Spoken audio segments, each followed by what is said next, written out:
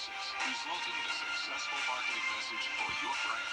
Over the years, we've helped hundreds of local businesses expand their voice. Visit WJBF.com/creative to find out how we can do the same for you. Over the years, thousands of people have gotten their hands on one, and who knows, you could be next. Win your very own Good Morning Augusta coffee mug at WJBF.com/coffee club, sponsored by Honda Cars of Aiken. Get clear, accurate stories that don't waste your time at WJBF.com. The Live 5 or 6 Skyview Network, sponsored by Terry Lambert Hyundai.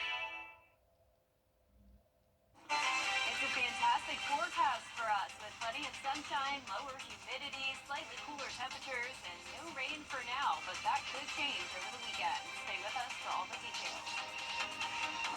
Right now on News Channel 6 at 5, a woman from Florida missing in Allendale County. We're going to have the latest on that search. Plus, the damage from Debbie still being felt. How local farmers are dealing with the aftermath. And preventing opioid overdoses in Georgia. What state leaders say you can do to help as your News at 5 starts now. Live from Television Park, this is WJBF News Channel 6 at 5.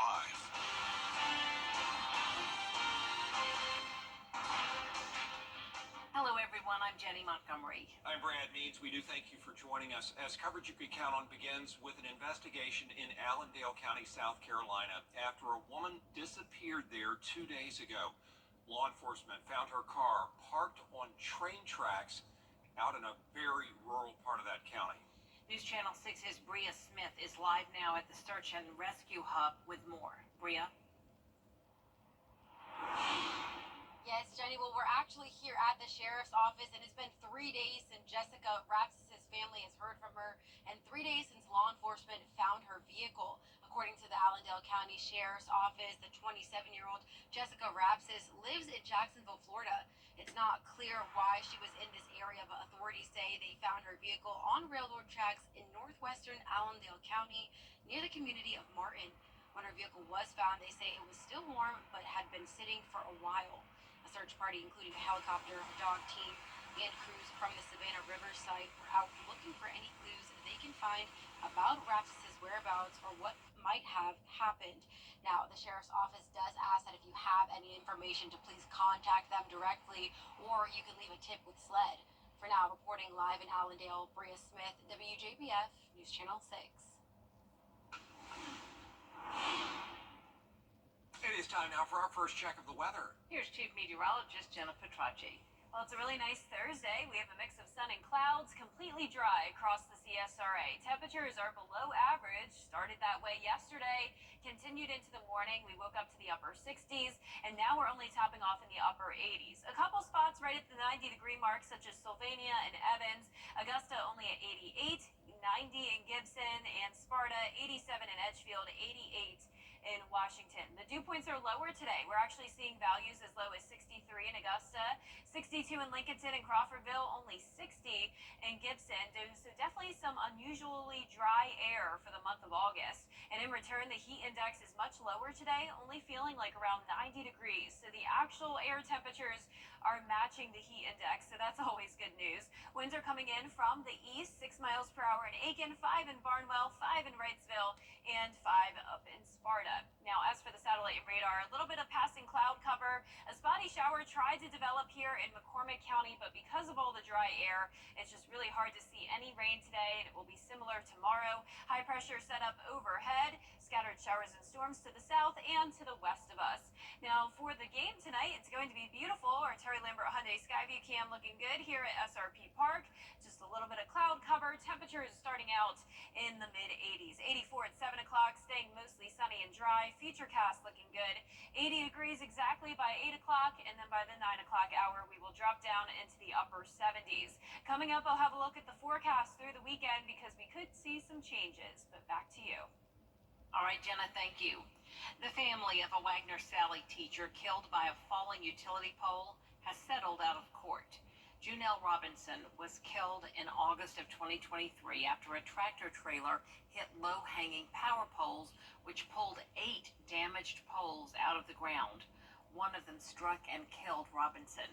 Today, attorneys for her family announced they had reached a settlement with Dominion Energy and Comporium for $30 million. The money will be used to create a fund to provide school supplies to teachers across South Carolina. An update now on the construction of Westmont Elementary School in Columbia County, where News Channel 6 has learned the building is not going to be finished in time for school tomorrow. So Westmont students are going to go to the Columbia County School Support Department complex on Riverwatch Parkway. If you'd like to take a look at the traffic plan for tomorrow's drop-off, you can check this story on our website, WJBF.com. Recovery efforts continue in Scriven County after Tropical Storm Debbie rolled through. Local farmers are at a loss due to massive flooding, and that's not the only major obstacle they're facing, as Graham Lee reports.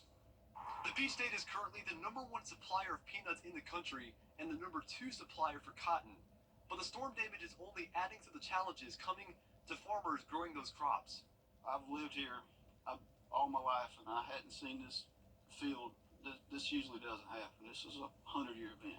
Stuart Boykin grows peanuts, cotton, corn, and wheat on his land. But he says his crop saw close to 16 inches of rain thanks to Debbie last week. Add that on top of sky-high supply costs and low commodity costs, and it makes for what he's calling a perfect storm. Our commodities that we're growing have lost about 40% of their value in the last 6 months. Where we were selling cotton for $1 last fall, or 85 or 90 cents, it's down to just in the mid-60s now. Lindy Shepard is dealing with the same problems, but the only difference is his crop suffered from a major washout from the storm. It's a real inconvenience. It washed through my field, and we have to go around the wash to get to the part that's stranded, the crop that's stranded, and we have to be careful with our equipment, not to tear our equipment up. So, and at some point, we've got to have it repaired. County officials say while they're working to assess the total damage, they're also prioritizing getting farmers the help they need. When it's right in the middle of the growing season like this, it's more difficult to quantify the exact percentage loss or exact pounds per acre.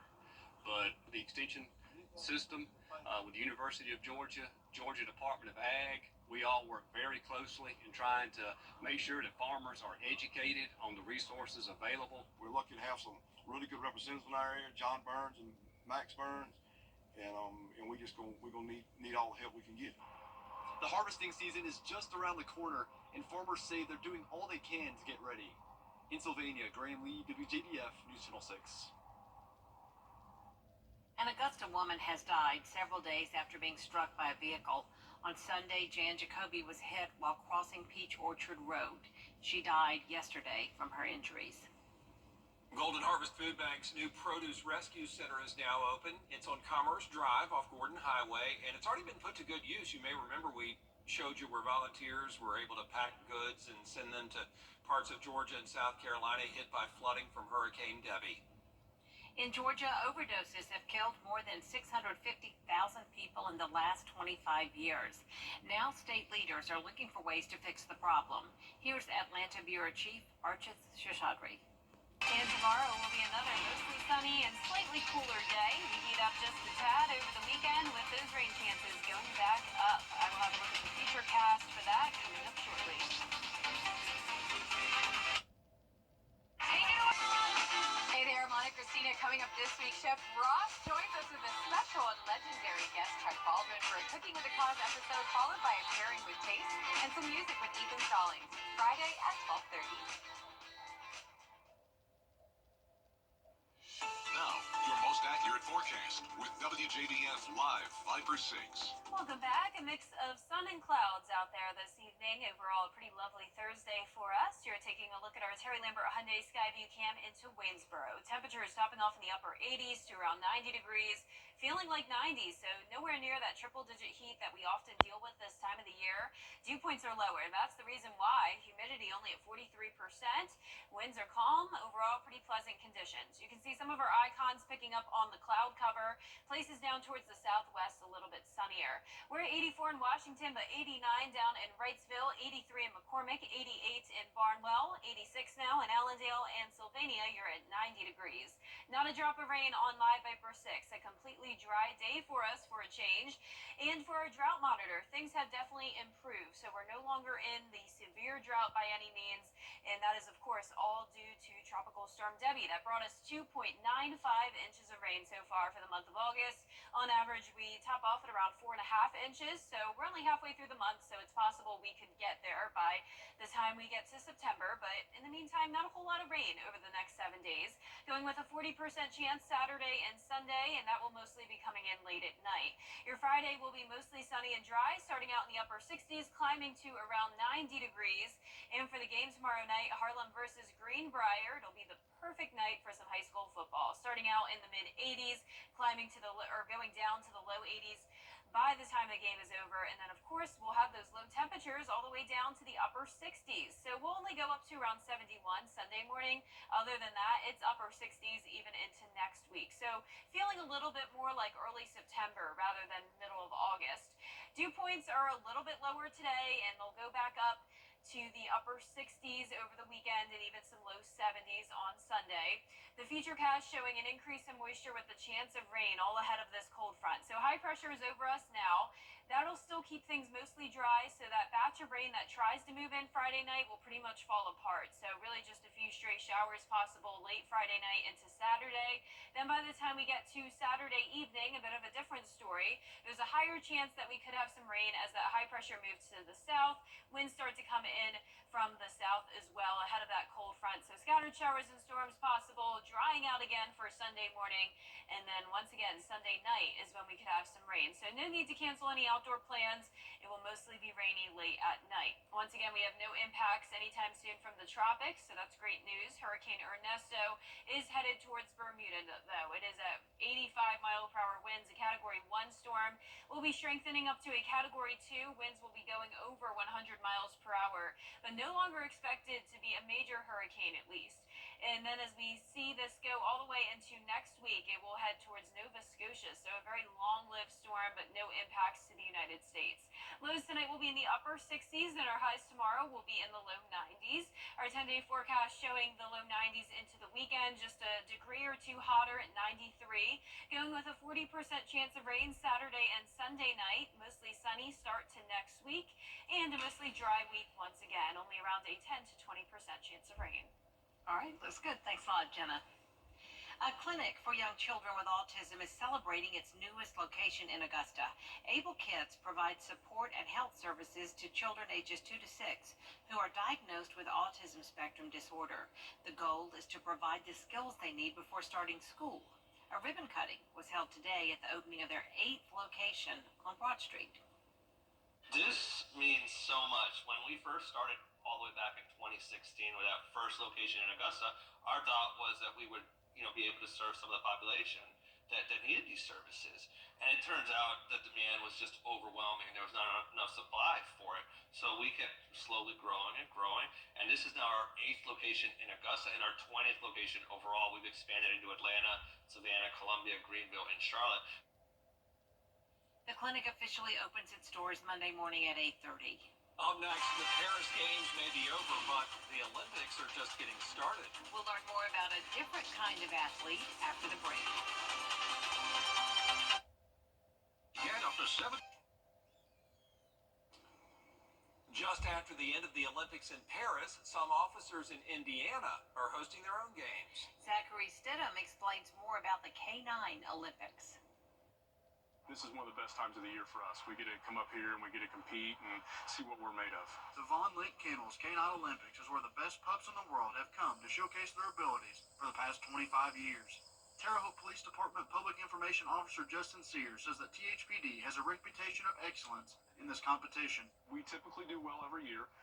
It's become an expectation for our success up here, and that goes to our training and our deployments that we do in the city of Terre Haute. We take it very serious. Our K9 unit's very professional, very well trained.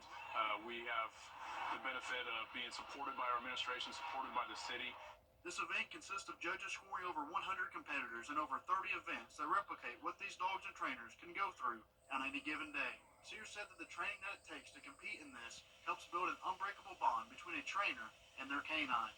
These handlers, they put in so much time and work, they just want to show off their dogs too. I mean, it's their best friend. The dogs live with us, go to work with us, they're with us more than our families, and it's a bond that you can't really explain. And so when they get to come up here and showcase what they're doing and also find their weaknesses, and that's what this is about. Founder and owner of Von Lake Kennels and the Canine Olympics, Kenneth Licklider, says that what separates this competition from the others is that it changes every year. The events are put together and judged by a different person every year, so they can't be at home practicing and getting ready. I want it to be what a cop goes through on the street. They go out there, they react to what happens to them at that moment. Licklider says that he just wants this competition to motivate trainers to be the best they can be. Hopefully they see where they're at amongst their peers, and that motivates them to get off their couch and do some training. And that does it for this half hour, but we do have more coverage you can count on coming up at 5:30. Including saying goodbye to an Oscar-nominated actress.